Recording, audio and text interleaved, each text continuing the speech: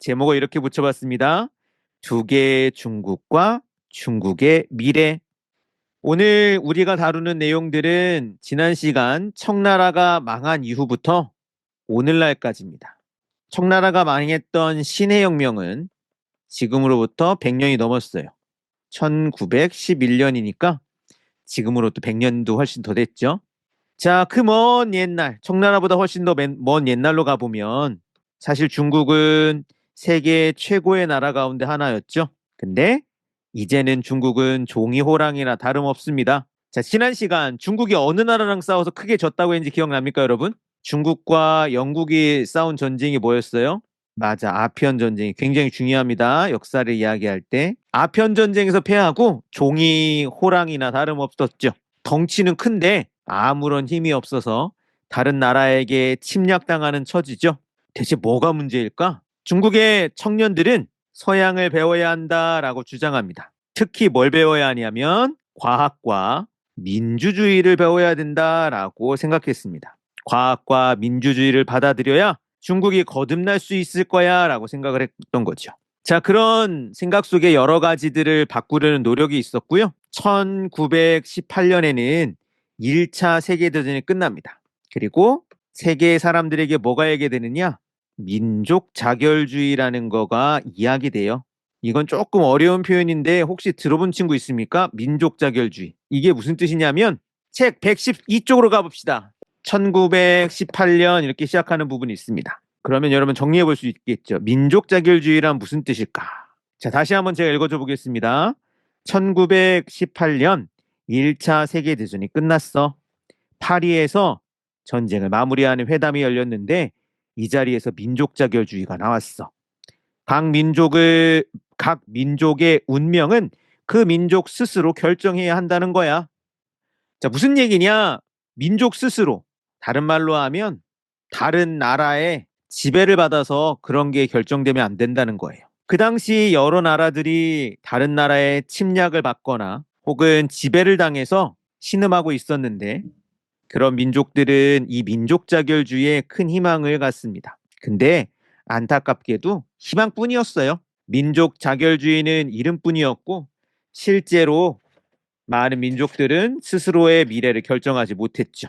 이듬해 1919년 이 민족 자결주의에 대한 희망은 커다란 운동으로 바뀝니다. 이해 조선 사람들은 만세 시위를 하며 식민지 일본에 저항합니다. 1919년 3월 1일 시작된 이 운동을 우리 역사에서 뭐라고 해요? 3.1운동. 그쵸? 이건 되게 중요합니다. 3.1운동은 꼭 기억해 두세요. 굉장히 중요한 사건입니다. 자, 그런데 그 당시 일본은 조선을 넘어 중국까지 노리고 있었습니다. 그 당시 독일이 차지하고 있었던 산둥반도 지역을 일본이 탐내요. 산둥반도에 칭다오라고 하는 도시가 있습니다. 이 도시가 독일 차지였는데 독일이 1차 세계대전에서 지거든요. 그래서 독일이 이 땅을 일본에게 넘겨주려고 하고 일본이 중국 땅을 차지하는 상황이 될 수 있죠. 중국의 학생과 시민들은 이 소식에 크게 분노해 요즘으로 따지면 시위를 벌이고요. 이 사건을 오사운동이라고 합니다. 굉장히 중요한 사건이에요. 그래서 여러분이 세계사를 배울 때 1919년은 굉장히 중요합니다. 한국에서는 3.1운동이 있었고요. 중국에서는 5.4운동이 있었습니다. 어떤 사람들은 5.4운동이 이 3.1운동의 영향 때문에 벌어진 거야 라고 주장하기도 합니다. 자, 그렇게 사람들의 마음이 들끓는데 일찍이 1912년 신해혁명이 일어난 바로 이듬해 순원과 그의 동료들은 국민당이라고 하는 당을 만듭니다. 근데 또 이 당시 중국의 청년 가운데는 사회주의를 받아들여야 해라고 생각했던 사람들도 있어요.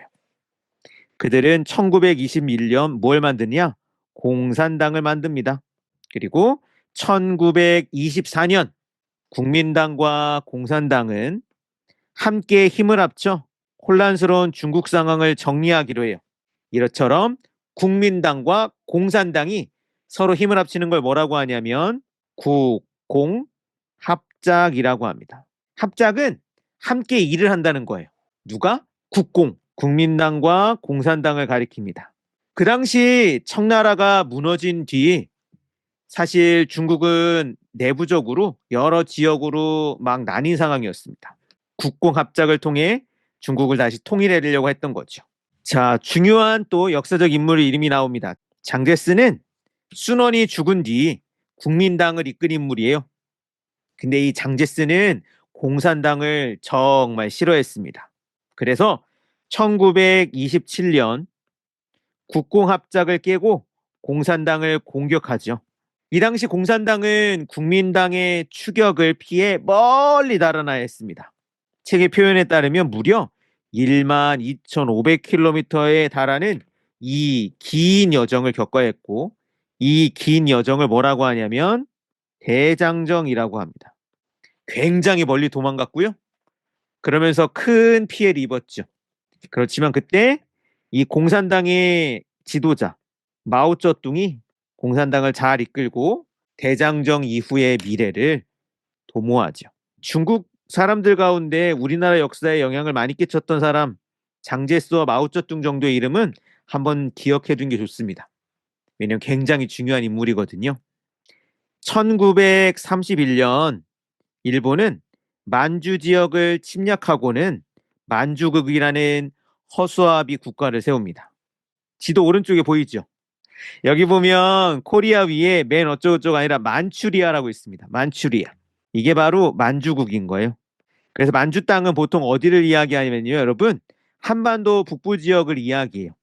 요 지역, 우리나라 북부 지역 여기를 만주라고 했고 여기에 일본의 입맛에 맞는 나라를 세웁니다. 사실상은 독립된 국가라고 주장했지만 일본의 심부름꾼을 하는 나라였어요. 뿐만 아니라 여기에 그치지 않고 일본의 욕심이 더욱 커지고 있었습니다. 밖에서는 일본이 중국을 노리는 상황이었잖아요. 근데 이런 상황 속에서도 중국은 안으로는 국민당, 공산당으로 싸우고 있었습니다. 국민당과 공산당은 이제 지금 사이가 나빴잖아요. 근데 일본에 대항해서 일본과 함께 상대하기로 다시 손을 잡습니다. 이게 2차 국공합작이에요. 1936년에 벌어진 일이죠. 1937년 일본이 중국을 본격적으로 침략합니다. 중일전쟁이 1937년 시작합니다. 이때 일본군은 난징을 점령하면서 본보기로 수많은 사람을 죽였습니다. 중국 측의 주장으로는 30만 명 정도가 죽었다고 하죠. 굉장히 많이 죽었다고 합니다. 진짜로 일본인들이 난징을 함락시킨 다음에 닥치는 대로 죽였다는 이야기가 있어요. 책에도 나오지만 여러분이 혹시라도 난징에 가게 되면 난징 대학살 기념관이라는 곳이 있습니다. 난징에서 죽은 사람들의 그런 어떤 안타까운 죽음을 기억하는 공간이죠. 실제로 이 당시에 세계 곳곳에서 대학살이 일어나곤 했었어요. 대표적인 게 독일인이 유태인들을 아주 대학살했죠. 근데 지금 동양에서는 일본이 중국, 난징에 있는 사람들을 대학살 시킵니다. 그래서 대학살 기념관에 가면 이 당시에 벌였던 일본의 악행, 한편 그 당시 사람들의 유골까지도 있다고 가면 얼마나 끔찍했는지 경험할 수 있는 공간이긴 해요. 이렇게 일본의 침략을 받죠. 그때 일본군은 굉장히 강했어요. 그렇지만 중국을 완벽하게 점령하지는 못합니다. 그럼 왜 중국을 점령하지 못했는가? 영토가 너무 넓었고요.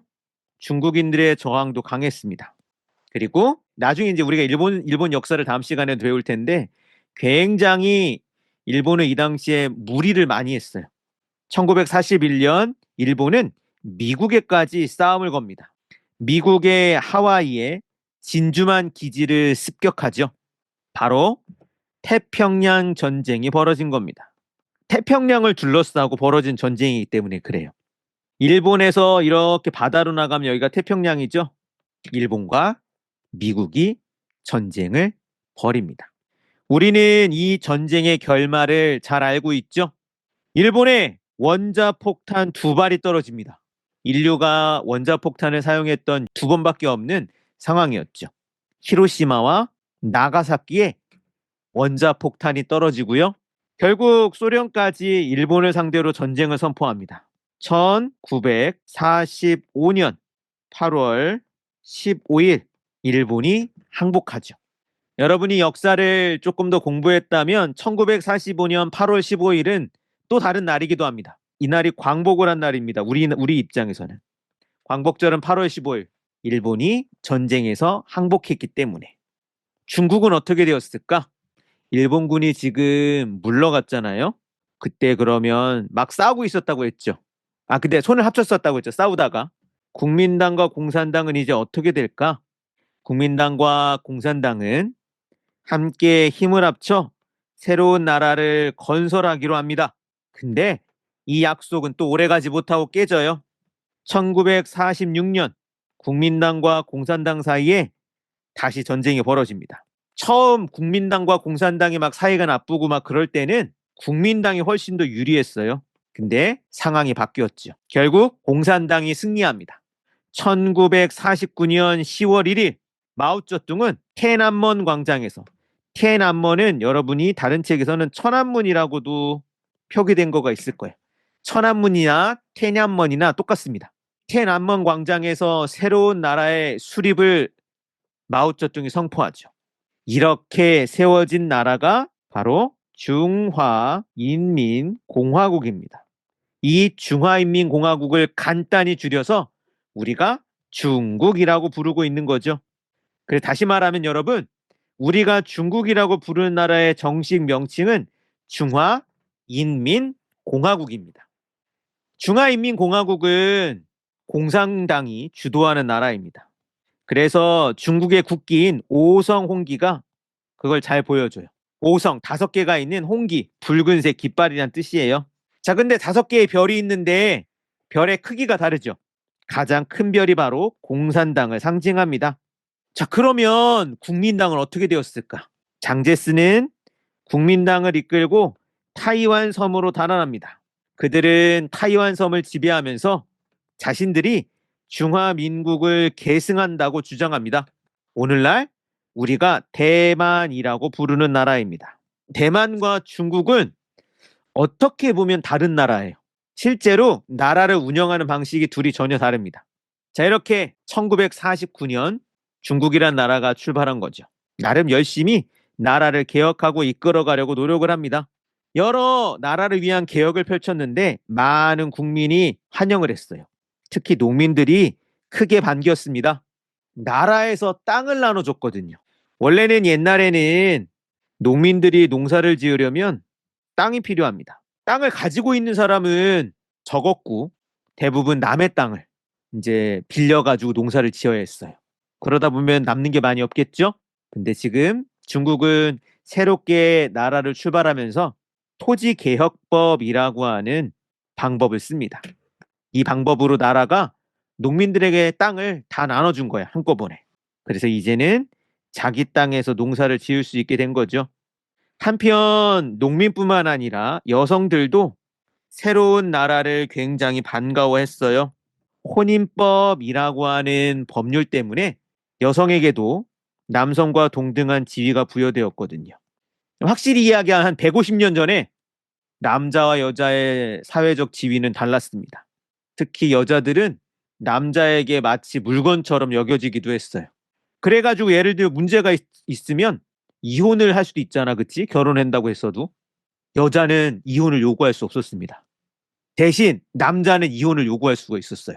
그리고 이혼을 할 경우에 기본적으로 이제 이혼을 하면 같이 재산을 같이 갖고 있는 거잖아, 그치? 그럼 그걸 나눠야 될 거 아니야? 근데 옛날에는 못 나눴습니다. 이혼을 하면 여성들은 그냥 집에서 쫓겨나는 거야. 그랬는데 혼인법이라고 하는 걸 만들어 가지고요. 여성들도 원하면 이혼을 할 수 있었고 재산도 요구할 수 있게 되었습니다. 그래서 여성도 남성과 동등한 지위를 부여했죠. 중국은 여러분들이 나중에 혹시라도 가보면 사회가 갖고 있는 분위기가 있거든. 남자와 여자들 사이에 있는 분위기가 있는데 중국은 여성들이 굉장히 더 다른 나라보다 더 적극적이고요. 사회 참여도 굉장히 많고 그래요. 이제 이때 만들었던 혼인법이 큰 역할을 한 거죠. 자, 이렇게 중화인민공화국의 농민들과 여성들은 새로운 나라를 반겼는데 서양 국가들은 중화인민공화국을 국가로 인정하지 않았습니다. 너희들은 나라가 아니야 라고 주장했어요. 중화인민공화국 같은 공산주의 국가인 북한, 소련과 가까이 지낼 수밖에 없었어요. 그래서 이 세 나라가 옛날에는 굉장히 친했습니다. 지금은 좀 다르지만 세 나라가 친했어요. 1950년 북한이 전쟁을 벌이죠. 1950년 북한이 남쪽으로 군대를 일으켜서 벌였던 전쟁 몇 월 며칠에 벌어졌는지 알고 있습니까? 맞아. 6월 25일에 벌어져서 6.25 전쟁이라고도 합니다. 이 전쟁을 뭐 6.25 전쟁이라고도 하고 또 뭐라고도 하냐? 한국 전쟁이라고도 불러요. 이 전쟁에서 중국은 군대를 보내 북한을 도와줍니다. 중국 입장에서는 만약 북한이 패배하고 한반도 전체가 미국의 영향에 놓이면 중국이 위험하다라고 생각했기 때문에 군대를 보내서 북한을 도와줘요. 제가 여러분 나이 때는 중국 하면 적국이었습니다. 지금 북한과 쉽게 말하면 남한이 싸운 거잖아요. 그쵸? 북한은 누구랑 힘을 합쳐 싸웠냐면 중국이랑 힘을 합쳐 싸웠습니다. 남한은 사실은 유엔군인데요. 근데 미국이 중심이었죠. 그래가지고 중국이랑 싸운 거기도 한 거예요. 근데 지금이야 뭐 그 옛날 이야기가 되긴 했었죠. 그래도 중요한 역사니 기억을 해두면 좋겠습니다. 자, 전쟁이 끝나고 중국 공산당은 나라를 서둘러 발전시키고자 했어요. 소련처럼 강한 나라가 되는 게 중국의 목표였습니다. 그래서 1958년 빠른 경제 발전을 이루자라고 해서 대약진 운동이라고 하는 걸 벌입니다. 강한 나라가 되려면 요즘은 좀 다른데요. 옛날에는 공업이 중요했어요.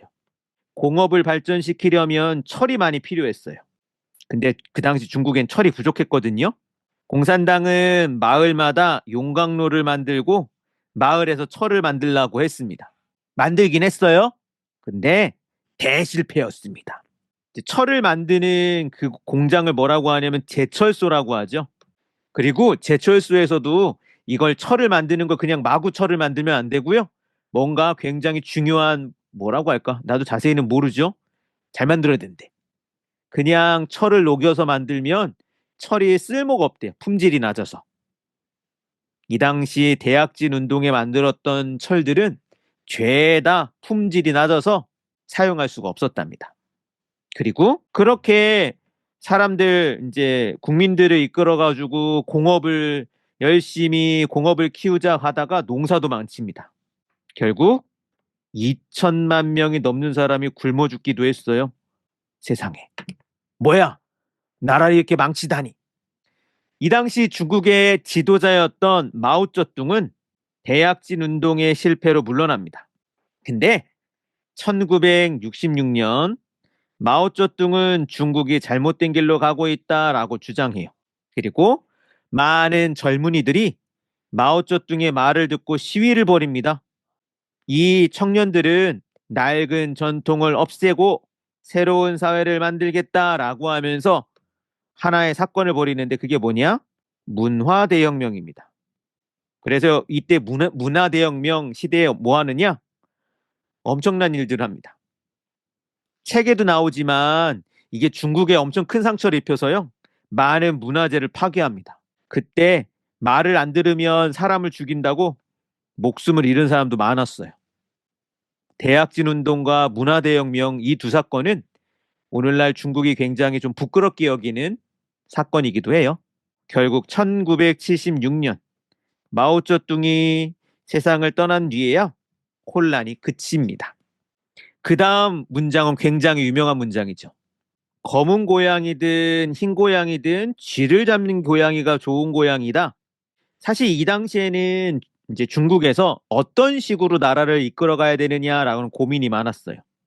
그러한 이제 나라 이끌어가는 원칙 가운데 자본주의라는 원칙이 있습니다. 반대로 사회주의라는 원칙이 있어요. 어떤 원칙으로 나라 이끌어갈까 이걸 막 고민했는데 지금 이 말을 하는 사람은 그게 안 중요하다는 거야. 자본주의건 사회주의건 뭐든 아니 일단 쥐를 잘 봐야지. 나라가 발전을 시키고 나라가 튼튼한 나라가 되는 게 더 중요하다는 겁니다. 누가 말했느냐? 마오쩌둥에 이어 권력을 손에 쥐었던 덩샤오핑이 한 말이고요. 그는 매우 실용적인 사람이었죠. 결과가 중요해. 1978년 중국 공산당은 문화대혁명은 끝났다라고 선언합니다. 개혁, 개방으로 자본주의를 받아들이기로 한 겁니다. 그리고 이듬해 1979년에는 미국과도 수교를 맺어요. 수교라고 하는 건 뭐냐면 정식으로 외교하는 상대가 된다는 거예요. 이전까지는 중국은 미국에게 없는 나라 취급을 당했습니다. 근데 1979년 미국과 중국이 서로 손을 잡기로 한 거죠. 이후 중국은 미국과 손잡고 아주 큰 경제 발전을 이뤄냅니다. 이 개혁 개방 이후 중국은 아주 눈부신 발전을 이루어요. 특히 2010년에 들어서 여러분 책으로 한번 가보죠. 137쪽입니다. 세계 2위의 경제 대국이 되었다는 게 중요합니다. 2010년 이후에 순위가 바뀐 거지. 1등은 미국, 2등이 중국, 3등이 일본, 그 다음 뭐 독일, 영국, 프랑스 뭐 이런 순으로 됩니다. 그리고 오늘날 미국이 중국의 도전을 경계할 정도죠. 어떤 사람들은 언젠가 멀지 않은 미래에 중국이 미국을 경제적으로 추월할 것이라 주장하기도 합니다. 한 10년 전에는 2030년 정도가 되면 중국이 미국을 추월할 거라고 이야기했었던 사람도 있었어요. 근데 지금은 그렇게 얘기하진 않아. 왜냐면 벌써 2003년이 5년밖에 안 남았잖아. 그래서 어떤 사람들은 한 2060년 되면 중국이 1등이 될 거예요. 뭐 이렇게 이야기하는 사람도 있긴 합니다. 물론 몰라요. 그러나 어쨌든 중요한 건 중국이 지금 2등이라는 점이죠. 이렇게 우리는 오늘까지 중국 역사를 간단히 훑어봤는데요. 그동안 중국은 1949년 이후 수십 년간 큰 몸살을 겪었고 대약진 운동이라든가 문화대혁명처럼 그래도 튼튼하고 건강한 나라로 큰 발전을 이루었습니다. 여전히 근데 해결해야 될 문제가 많기는 해요. 중화인민공화국과 중국, 우리가 중국이라고 부르는 나라와 대만이라고 부르는 두 개의 중국이 있죠. 두 나라가 사이가 좋을까? 아니 별로 안 좋아요. 굳이 비교하면 한국과 북한과 조금은 비슷합니다. 다만 한국과 북한 사이보다는 좀 좋아요. 그래 사람들이 자유롭게 오가지 못하죠. 북한이랑 그치? 근데 중국과 대만은 제법 자유롭게 오갑니다. 사이가 근데 좋지는 않아. 그래서 이 두 나라가 갈등징이고 특히 중화인민공화국은 이렇게 주장해. 하나의 중국을 주장하며 언젠가 통일을 이루겠다고 말해요. 그래서 여러분이 나중에 중국인 친구를 만나는데 대만이라고 하면 화를 냅니다. 뭐야? 중국은 하나밖에 없어. 막 이렇게 화를 낼 수도 있어요. 이웃 나라들은 우리나라나 일본 같은 나라들은 중국이 무력으로 통일을 이루지 않을까. 쉽게 말해서 전쟁을 벌이지 않을까 걱정하기도 합니다. 중국의 민주주의가 부족하다는 점도 문제예요. 민주주의라고 할 때 중국과 우리나라 사람들의 생각이 굉장히 달라요. 1949년부터 지금까지 공산당이 모든 권력을 독차지하고 있습니다. 그래서 공산당의 독재라고도 할 수 있어요. 그게 미래의 중국에 도움이 될까? 한편 중국 내부의 경제 격차도 고민거리입니다. 부자와 빈민, 한족, 그리고 소수민족의 격차가 날로 커지고 있어요. 여러분이 나중에 중국의 도시를 가보면 큰 도시들은 굉장히 발전해 있습니다. 아마 여러분들은 야 도시 멋있다라고 생각할 수 있어요. 근데 중국의 시골은 도시보다 생활 차이가 너무 커요. 물론 나라들도 다 크죠. 서울에 사는 사람과 저기 시골에 사는 사람이 다르겠죠. 한국에서도. 근데 중국은 더 커요. 그리고 중국은 여러 민족들이 있는데 한족과 소수민족의 격차가 너무 큽니다. 이게 사회에 큰 문제가 될 수 있다라는 점이 중요해요. 이 문제를 어떻게 해결할지 지켜보기로 하죠. 우리가 이 책으로 만나게 되는 중국의 역사는 이것으로 끝납니다. 다음 시간에는 9장과 10장 일본 역사에 대해서 다루게 될 텐데 마지막으로 이 이야기만 해주고 마치겠습니다. 저는 여러분보다 훨씬 옛날에 태어난 사람이잖아요. 그쵸? 나 어렸을 때 아시아의 가장 강한 나라는 어느 나라였을까? 내가 어렸을 때. 일본이었습니다. 여러분의 부모님들도 어렸을 때 일본이 최고의 나라였어요. 근데 지금은 아니야. 일단 경제력으로는 중국이 일본보다 앞섰고, 물론 아직까지 경제력으로 한국이 일본보다는 약합니다. 근데 한국 사람들은 일본 사람들과 무린 큰 차이는 없는데 라고 생각을 하죠. 중요한 건 앞으로 여러분이 살아갈 미래에 중국은 아마 세계 2위의 경제 대국으로 계속 있을 거예요. 그리고 세계 2위의 경제 대국인데 바로 이웃한 나라입니다. 무려 14억이나 되는 인구가 있어요. 그래서 아마 여러분이 살아갈 미래에는 중국의 영향력이 더 클 거예요. 그랬을 때 이 나라를 여러분들이 잘 이해하고 관심을 갖는 건 나름 중요하지 않을까 생각을 합니다.